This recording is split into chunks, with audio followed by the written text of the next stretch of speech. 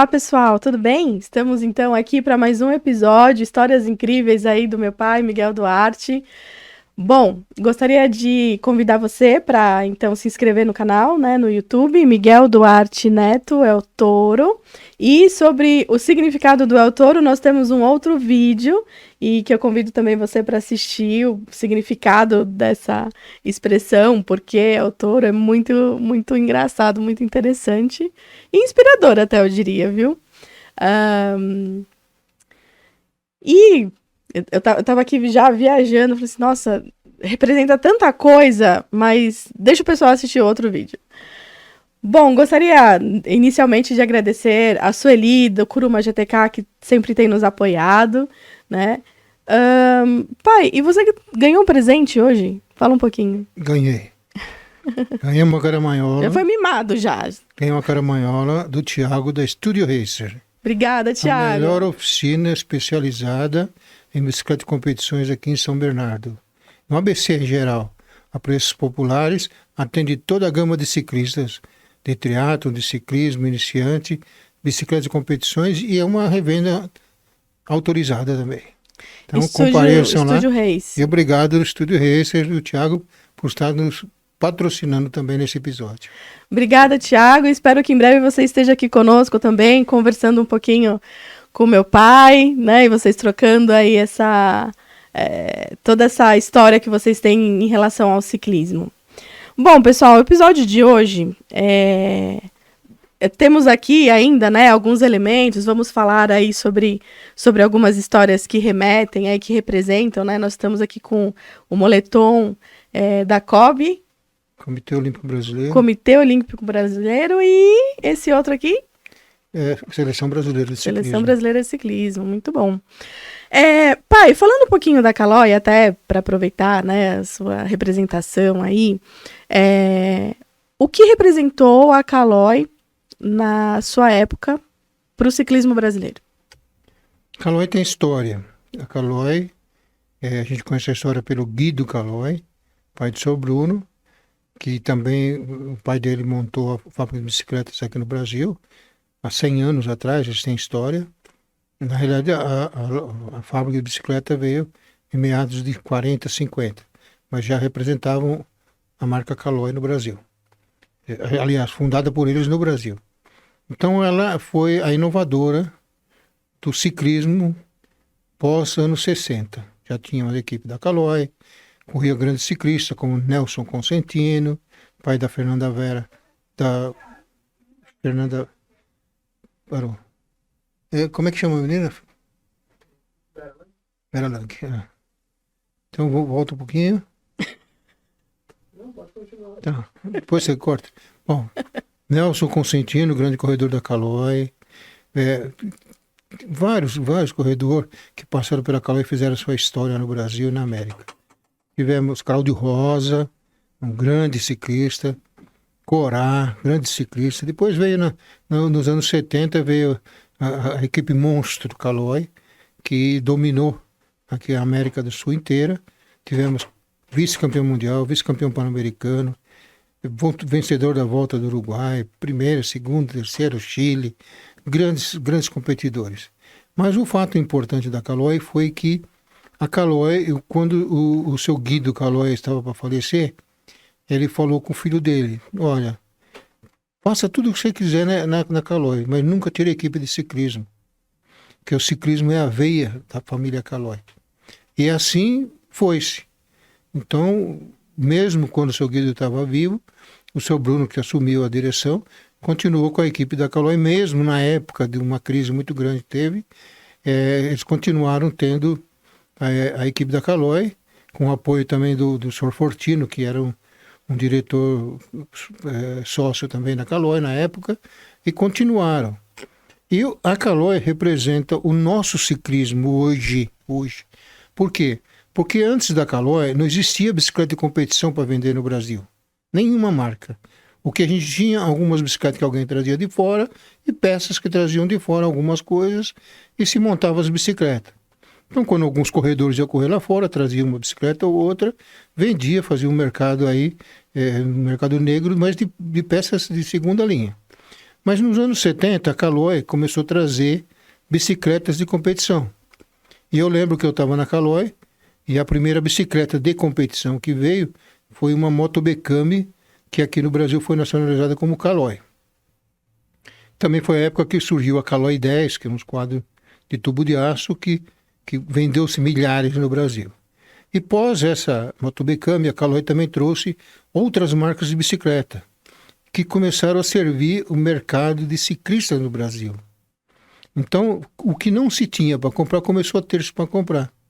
Então, todo o Brasil começou a comprar bicicletas importadas pela Caloi, como essa Moto Bekami, depois teve Zeus, depois teve Caloi japonesa, várias e várias marcas que a Caloi trouxe e abasteceu o ciclismo de competição no Brasil. Porque se a Caloi não tivesse tomado essa iniciativa, talvez hoje ainda estaríamos caminhando lá no pré-primário. Então a fábrica Caloi, através dos seus donos, diretores, ela conseguiu mudar o ciclismo brasileiro. Lógico que havia um próprio interesse, mas mudou-se o ciclismo brasileiro. Porque hoje você vai a algumas competições e ainda existe aqueles que estão começando com alguma bicicleta da Caloi dos anos 70, que hoje também faz uma grande parte de colecionadores, bicicletas sobreviventes. E para mim, a Caloi foi uma grande história, porque a primeira grande marca de bicicleta que eu tive foi Caloi, foi uma Caloi importada, quer dizer, foi uma Moto Bekami, que não era uma bicicleta tão competitiva, mas para o mercado brasileiro era ótimo. Depois eu tive a Zeus, também a Caloi me deu a Zeus, uma excelente bicicleta, que hoje é a Orbeia, né? Hoje lá fora era a Orbeia. E depois eu tive uma Caloi japonesa, que a gente fala Caloi japonesa, mas era uma bicicleta Tange, todo o material japonês. A gente não tinha material italiano nas bicicletas, porque ainda era muito caro para trazer, a importação era muito caro. Então a gente tinha essas bicicletas. E jus ao meu apelido, eu era um quebrador de quadro de bicicleta, que eu vinha para chegada, subia, que nem um monstro, e quebrei várias bicicletas, vários quadros de bicicleta. E o único que eu não consegui quebrar, que foi no meu último ano, eu estava competindo lá na Itália e a minha bicicleta quebrou. Aí nós estávamos preparando para os Jogos Pan-Americanos e o Fortino levou a minha bicicleta na fábrica da Colnago para soldar, porque estava trincado. Aí chegando lá, eles ficaram admirados como se quebra um quadro de bicicleta, porque é quase que impossível quebrar um quadro de bicicleta de competição. São quadros especiais para a competição. E me deu uma bicicleta Colnago, que felizmente ou infelizmente eu não consegui quebrar essa bicicleta nunca. Eu usei ela até o fim da minha história. É lógico que depois eu calonizei ela, virou uma Caloi, né? Então a Caloi representa a mudança do ciclismo de competição no Brasil e de bicicletas. Porque se não houve nenhum interesse de outra indústria ou de outras pessoas trazerem bicicleta de competição para o ciclismo brasileiro. Em meados dos anos 70 também, a Peugeot andou pelo Brasil e trouxeram algumas bicicletas de início de competição, aquele carro de entrada, mas como a indústria da Peugeot também se afastou do Brasil, não teve mais. Então a Caloi representa a mudança do ciclismo brasileiro. Como eu mesmo disse, depois eu vou explicar o porquê que eu fiz a diferença no ciclismo brasileiro. Mas eu só vou dar um toque. Quando eu comecei a competir, quem tinha lá fora, os gringos, eu falo gringo, de Uruguai para cima, eles gritavam e o ciclismo brasileiro se recolhia. Então o ciclista brasileiro competia lá fora para chegar um na frente do outro. Aí eu fui o melhor brasileiro, Então se o cara chegava 40º, era primeiro, 41º, segundo, terceiro era brasileiro. Se chegasse em 10º, e assim por diante. E eu fiz questão de mostrar que brasileiro anda na ponta. Então, sofri muito, mas coloquei a camisa do Brasil e da Caloi lá na frente. E pós mim veio grandes ciclistas como Braga, Vanderlei Magalhães, e toda essa gama de ciclistas que veio nos anos 80, 90, veio assim, ciclista brasileiro, que vieram e fizeram história. Lógico que com uma melhor autonomia, porque já existia nutricionista, já tinha médico, já tinha uma gama de coisas que veio lá de fora.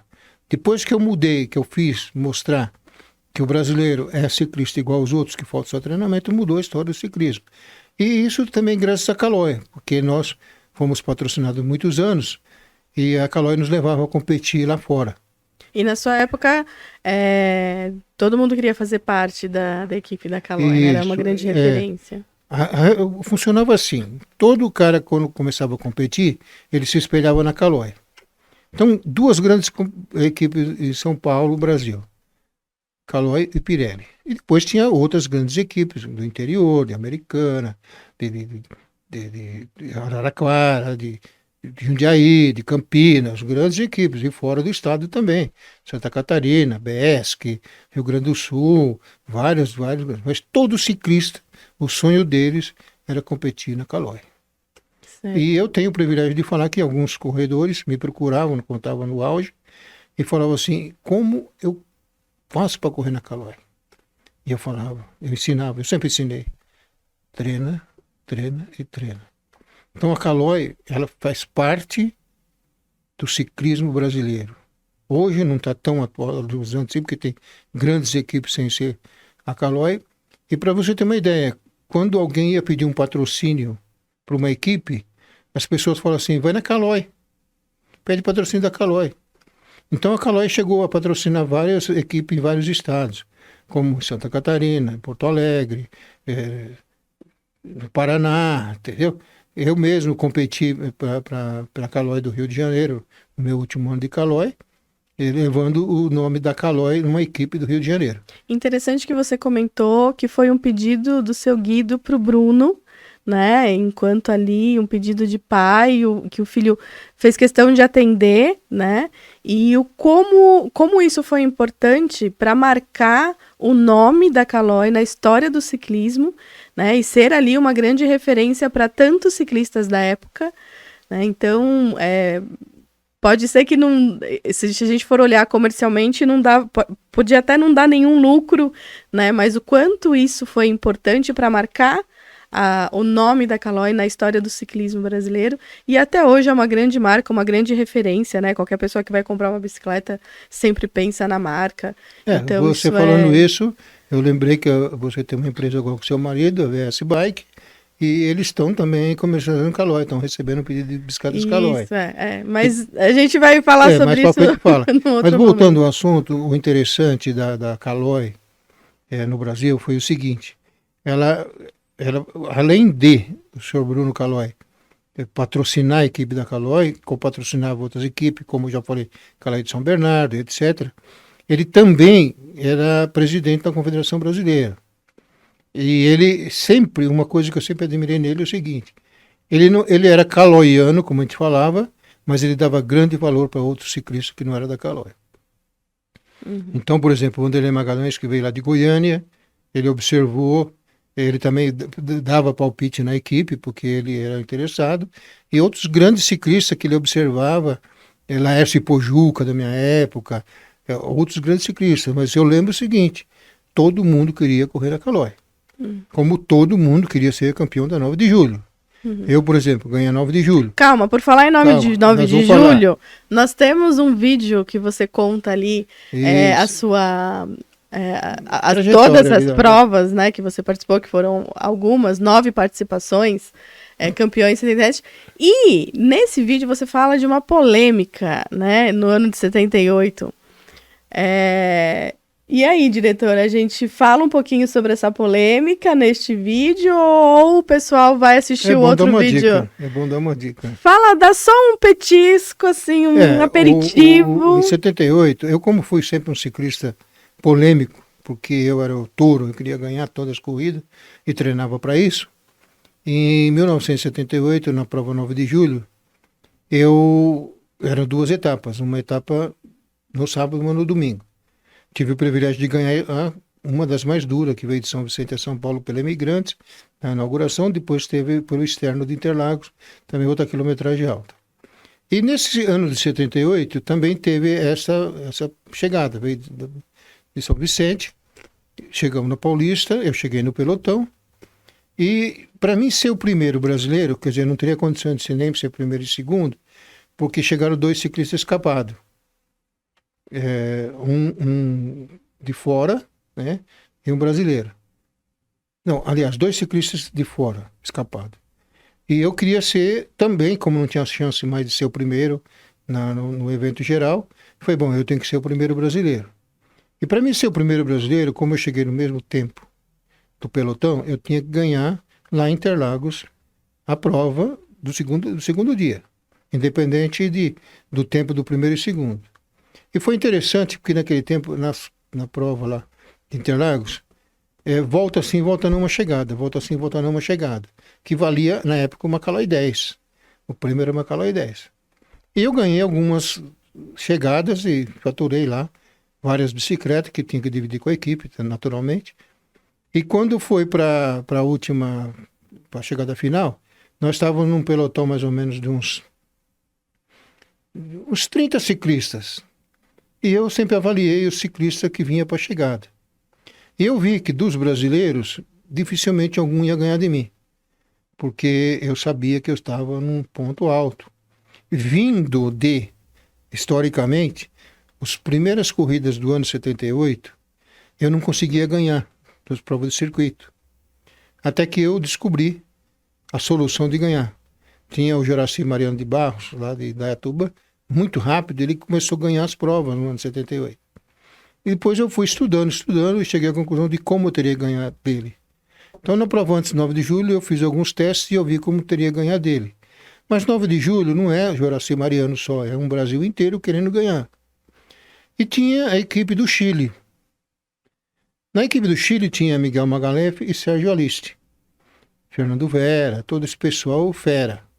O Chile já era uma boa referência, como eram os colombianos, chilenos, venezuelanos, etc. E esse Sérgio Aliste, eu sabia que ele me batia na chegada. Por quê? Porque várias competições aí fora do Brasil, ele sempre chegava um pouco na minha frente. E eu falei, eu tenho que ser o primeiro brasileiro. E eu, na penúltima chegada lá em Interlagos, passagem, eu observei o seguinte: o Sérgio Aliste não disputou a chegada. Eu falei, é ele. Aí eu dei a última volta estudando como eu tenho que fazer para mim ganhar do Sérgio Aliste e ganhar do pelotão inteiro para me ser o primeiro brasileiro. Aí eu observei o seguinte: na época, na pista de Interlagos... Só um adendo, para os ciclistas de hoje, isso seria uma dica, né? Você observar muito uma dica. Aqueles que você quer superar. Né? Você tem que estudar. Analisar estrategicamente. Exatamente. Você que tem o sprint, que é chegada, hoje você tem uma equipe que te leva até a chegada e depois te libera para você disputar a chegada. Então são várias equipes, vários ciclistas que te levam, são os embaladores, levam o sprint até a chegada. Naquele tempo a gente não tinha isso, era na raça mesmo.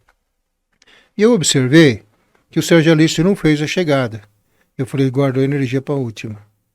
E também eu observei o seguinte: eu preciso achar um jeito de ganhar dele. O que eu pensei durante aquela última volta para depois fazer a final? Eu vou deixar alguns ciclistas escapar, assim, alguns metros, 20, 30 metros, vou levantar e vou arrancar. Por quê? Porque o Sérgio Aliste vai vir na minha roda. Eu era referência de chegada no Brasil. E todos os corredores que vinham correr aqui, eles falavam, tem que ficar perto do Miguel. Em Interlagos tinha o muro da chegada, que era o muro da entrada do box, e tinha o muro da chegada. E tinha a risca que vinha lá de trás, a lista branca que vinha e terminava no muro. O que eu pensei? Eu vou levar esse chileno para o muro. Como que eu vou fazer isso? Eu não posso fechar ele. É desleal. Eu vou, naquela última volta ali de 4.800 metros, que era o externo, eu vou levar ele para a risca branca, que vai de encontro no muro. O que eu fiz? Eu falei assim, eu vou deixar alguém atacar, e quando chegar próximo, aí eu venho remontar em cima, que eu vou embalar. Quando chegar próximo ao ciclista, eu vou dar a entender que eu vou passar o ciclista pelo lado direito. Quando eu chegar em cima, eu venho e volto para a lista. com certeza esse chileno vai estar do lado esquerdo, que era o Sérgio Aliste. E assim eu fiz.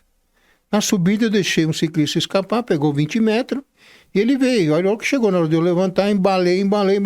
Quando eu estava chegando próximo do ciclista para passar por ele, eu dei a entender que ia passar pelo lado direito dele.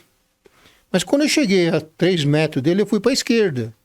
E eu percebi que o chileno estava no meu lado esquerdo. O que eu fiz? Eu peguei aquela lista branca e fui reto. Eu não fechei ele nem para a direita, nem para a esquerda. Eu fui para a lista branca e fui reto. E ganhei a chegada. Mas antes de eu ganhar a chegada, quando ele percebeu que ele ia para o muro, ele levantou a mão para dizer, está me fechando. Então eu ganhei a etapa, mas foi uma polêmica. Por quê? Todo mundo começou a me vaiar, que disse que eu tinha fechado o chileno. Tanto que o seu Fortino, que estava lá também, que era na época já o presidente da federação, chegou em mim e falou, pô, Miguel, você não precisava disso. Eu falei, mas disso o quê? Eu não fiz nada. Ele falou, não, você fechou ele. Eu falei, não fechei não. Quem fechou ele foi o muro. Vai ver. Aí passou uma meia hora de discussão, fui vaiado, aquelas coisas todas. Aí a Globo, na época, filmou de frente. E foi lá, correram lá, viram que realmente eu vim para a linha, a 100 metros, 80 metros da chegada, entrei na linha branca, tinha aquele espaço grande ainda para o muro, e eu vim na linha branca e o muro foi fechando. Aí eles viram que realmente o chileno que optou por lado errado. Aí eu fui consagrado vencedor, eles falaram em alto-falante, tudo. Aí depois todo mundo começou a me cumprimentar, tudo. Eu tenho até uma foto histórica dessa aí, que eu estava noivo, né, na época já. Estava noivo, ia casar em dezembro, eu tenho uma foto beijando minha noiva lá na chegada. Nós temos essa foto. E foi muito bacana, porque ficou a polêmica, né? Fechou ou não fechou. Mas a Globo mostrou realmente que o que eu usei, que eu acho que todo ciclista deve usar, é estratégia. Estratégia. Nós temos um campeão mundial. E por mais que você tenha uma equipe, o ciclista tem que ter essa mentalidade. Ciclista, ele tem que ser estratégico. O capitão tem que ter estratégia, porque é ele que comanda a equipe. Nós temos um campeão mundial de júnior no velódromo, chamado Mauro Ribeiro. Hoje já é veterano também. E ele foi campeão mundial como? Correndo lá no velódromo. Então, várias voltas, o ciclista atacava, pegava. E numa daquelas idas, ele atacou e foi. E ele tirou uma volta do pelotão. Circuito de 350 metros, o velódromo.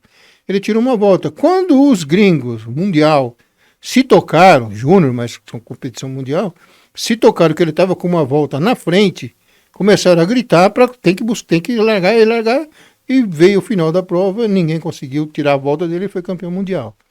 Graças ao quê? Graças a performance física e performance inteligência.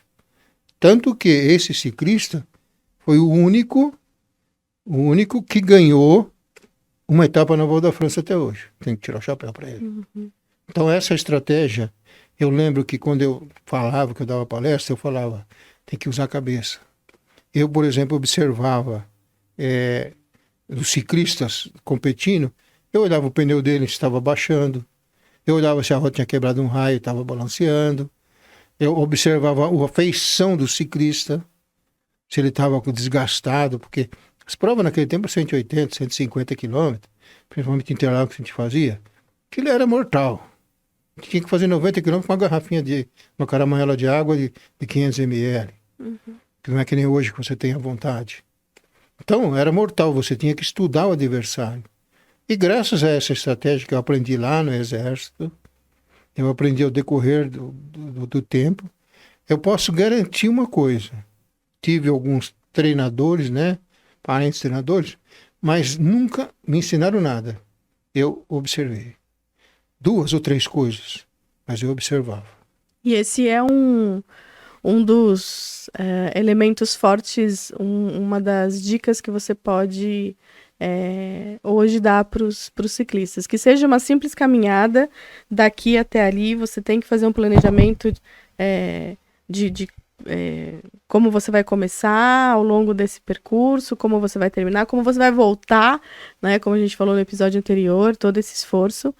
Só um parênteses, eu gostaria de agradecer a Sueli, do Kuruma GTK, né? E dentre essas outras dicas, né, para os ciclistas hoje, seja ciclista amador, profissional, para quem anda de final de semana, além dessa questão de observar e de fazer um bom planejamento, né, estratégico, de acordo com os objetivos que você tem dentro do ciclismo, que outras dicas você poderia dar para quem anda aí de bike? Seja... Bom, em primeiro lugar, existe um ciclista de competição, existe ciclista que gosta de competir contra os amigos. Então eu falo que é o ciclista campeão de treino. É o cara que vai treinar e quer ganhar dos amigos para dizer que eu cheguei na frente, cheguei aqui. E quando chegou na corrida não anda. Entendeu? E tem estratégia de ciclismo, por exemplo. Quando você faz uma estratégia de treinamento para uma determinada competição, você tem que estudar as possibilidades dos seus adversários. Então você tem alimentação antes, você tem hidratação no meio, você tem no final, e no final de tudo você tem que estar sem consciência que você está 100% da sua capacidade física. Por isso que eu falo, você não precisa tomar nada, você precisa se alimentar e estudar o adversário.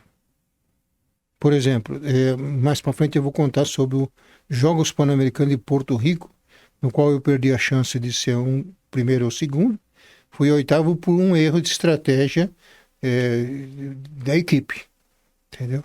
Que eu estava hiper preparado a ponto de ser campeão pan-americano. Mas infelizmente uma estratégia da equipe me roubou esse título, mas mesmo assim ainda fui o primeiro brasileiro. Que era uma época que brasileiro chegava de 20º para trás e olha lá. Depois de mim foi legal, porque veio aí Cássio de Paiva, Mauro Ribeiro, Vanderlei Magalhães. Não dá para numerar um tanto de ciclistas que vieram. Mesmo não sendo da Caloi. Sendo Paraná, de Santa Catarina, Mércio Ney. Nossa, quanta gente. Entendeu? Quanta gente que representou o Brasil lá fora. Por quê?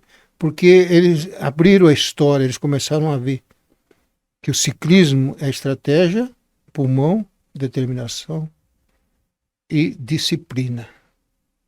Por exemplo, eu não sou um ótimo dançarino. Por quê? Porque na época o ciclista não dançava. Eu não dançava. Eu tenho fatos, se eu for contar, das amigas ir lá em casa buscar para dançar. Eu falava, não, eu estou concentrado para uma competição. Aí elas falavam assim, mas quando vai ser a competição? Eu falava, o ano que vem. Como, você está doido? Não, eu estou determinado a ir nessa competição. Principalmente nos Jogos Pan-Americanos do México, que eu tive lá em 74, no Pan-Americano de Porto Rico, e o Mundial, entendeu? Então eu me concentrava, eu sabia que a batalha ia ser dura. Então para você ser convocado para uma seleção brasileira, tenho história sobre isso, para você competir lá fora. Um ciclismo teoricamente arcaico, que eu posso falar para vocês com toda certeza. Tudo que a gente fazia lá fora é aquilo que a gente ouvia e aprendia de outros. Por quê? Porque faltava. Hoje nós temos, graças a Deus, nós temos professor de educação física, especializado em ciclismo, preparador físico especializado em ciclismo, nutricionista preparado em ciclismo. Basta você ir lá na cidade universitária, você vai ver quantos especialistas nós temos. E mesmo as equipes hoje, que são grandes ciclistas, eles têm uma noção grande sobre o ciclismo, sobre de como se preparar, sem contar de material, né? Material hoje você vai em uma bicicletaria simples e você compra o que você quer. Lógico que custa caro, mas você tem que ter um objetivo. As pessoas falam, mas com esse dinheiro eu compro uma moto, um carro. Tudo bem, você compra uma moto e um carro, mas não vai correr de bicicleta para exibir uma bicicleta de ponta ou chegar na ponta, entendeu? Eu tive o privilégio e falo, nunca comprei uma bicicleta de competição. Sempre me foi ofertado. E naquele tempo tinha uma coisa interessante. Você ia correr uma equipe, eles te davam uma bermuda, uma camiseta, você tinha que comprar o capacete, você tinha que comprar a sapatilha. E te davam uma bicicleta. Quando você terminava a temporada, se você não fosse correr, eles não queriam que você corresse, mas você tinha que devolver tudo. Aquela bermuda usada, a bicicleta, que ia ser para um outro determinado ciclista, a camisa mesmo suada, você tinha que devolver, porque era assim, não tinha outro. Então hoje não, hoje você compra todas as marcas do mundo de camisa, de bermuda, você tem opção de tudo aqui. Então tudo aquilo que eu, por exemplo, comprava para treinar uma bermuda argentina da Hove, luva, tal, não podia E hoje competir você tem com toda eles. uma tecnologia, né? Hoje você tem uma da tecnologia, roupa. você tem a bicicleta com alguns anos atrás, ela começou a ser testada de bicicleta em competição em túnel do vento. Hoje existe material hoje da NASA na bicicleta. Eu tenho informações de grandes ciclistas que foram treinados pela NASA. E por falar em roupa, essa mesa tá até meio que caindo aqui, porque o peso, né, dessas vestimentas que nós temos aqui. Conta um pouquinho pra gente do que significam aqui esses... Olha, hoje, você vai numa loja e compra um blusão desse aqui. Deste aqui, não este aqui. Então, grandes ciclistas do Brasil têm esse uniforme guardado. Eu tenho o privilégio de ter alguns guardados. Por quê? Porque só vestia esse uniforme quem estivesse na seleção brasileira. Aí eu falo, como você vai vestir um uniforme desse na seleção brasileira? Tinha que se passar pelo processo. Infantil, juvenil, terceira, segunda, primeira. Na primeira, para você chegar na primeira categoria, vale se lembrar, que eu falei no outro episódio, o seguinte, nem todo mundo passava para a categoria elite para poder ganhar na categoria mais baixa. Então o que acontece? Aqui no Brasil acontecia muito isso também. Não vou falar eu fui o melhor ciclista, eu fui um dos melhores. Porque muitos melhores ciclistas que eu não correram na primeira categoria na época, que seria elite. Por quê? Porque tinha outros interesses. Entendeu? Então o que acontece?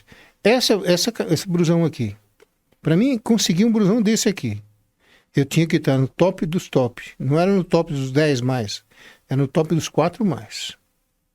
Para você ter um blusão desse para representar o Brasil. Então, era uma honra você estar numa seleção brasileira para conseguir um blusão desse, para desfilar. Eu tive o privilégio de fazer juramento de ciclismo. Eu tive o privilégio de desfilar com a bandeira do Brasil em Jogos Pan-Americanos, lá na abertura com a plaquinha lá, Brasil, com esses uniformes aqui. Então, para você chegar lá, não é impossível. Basta sonhar e determinar. Você pode não ser o primeiro, mas pode ser um dos que está lá.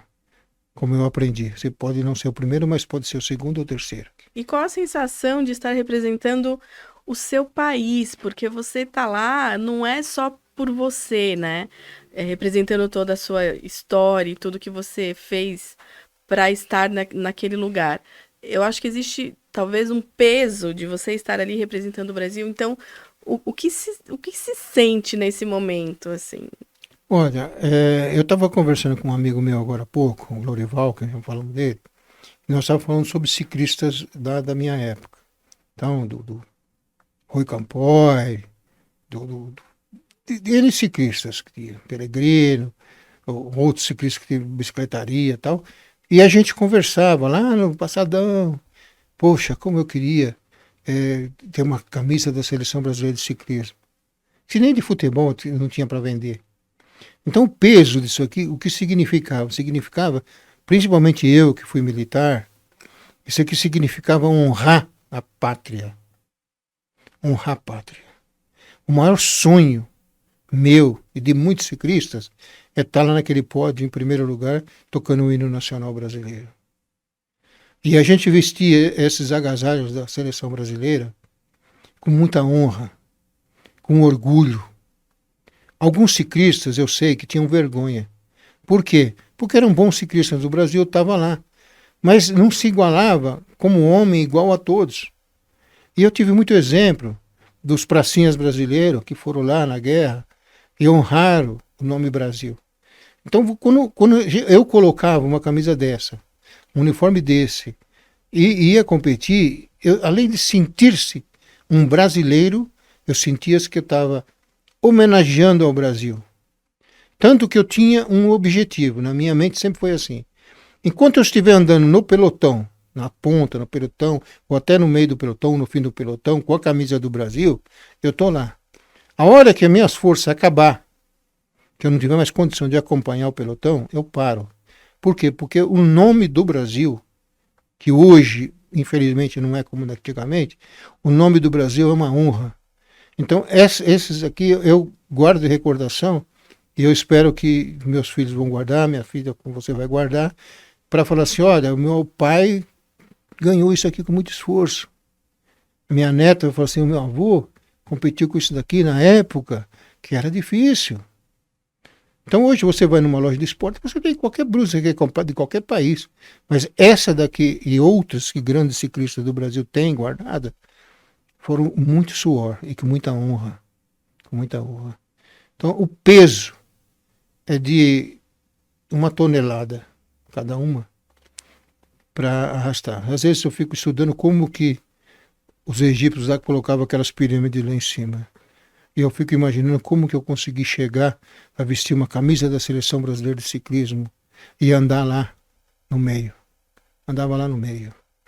Não tive o privilégio de ganhar, porque faltava realmente instrução, instrumento capacitado. Entendeu? O ciclismo lá, mesmo o ciclismo amador, que era um profissional, eles estavam 50 anos na nossa frente. Quando um francês falou para mim, o ciclismo brasileiro está 50 anos atrasado, eu fiquei nervoso com ele. Eu falei, esse homem é francês. Passados anos, eu entendi o seguinte, no ciclismo, nós realmente estávamos atrasados. Não 50 anos, talvez 100. Por quê? Porque o que veio para o ciclismo brasileiro foram apaixonados, não técnicos. Tanto que em 1980, foi o ano que eu parei, o Brasil teve uma seleção olímpica de primeiro mundo. Por quê? Porque trouxe um técnico de nome internacional lá fora. Todo O que ele fez? né? Ele fez o brasileiro mostrar que brasileiro também é competidor de ponta. Então você tem ali Mauro Ribeiro, você tem o Luciano Paglarini, você tem Márcio Mey, essa gama de ciclistas que veio nos anos 80 e 90, que representaram o Brasil, mas eu tenho certeza de uma coisa, poucos deles sabem o peso dessa camisa aqui, porque eles tiveram já uma diferença na evolução. Como hoje tem uma evolução de tudo, principalmente do ciclismo. A globalização hoje, você pega o seu celular e você compra o que você quer do mundo da melhor qualidade. E chega no dia seguinte. E chega no dia seguinte. Então é um fato que a gente tem que comentar. E tem algumas fotos aí que você falou que eu vou comentar o esforço dessa competição. Nós temos uma camiseta aqui do Rio de Janeiro. Essa camiseta foi uma camiseta histórica, que inclusive essa camiseta ela já está...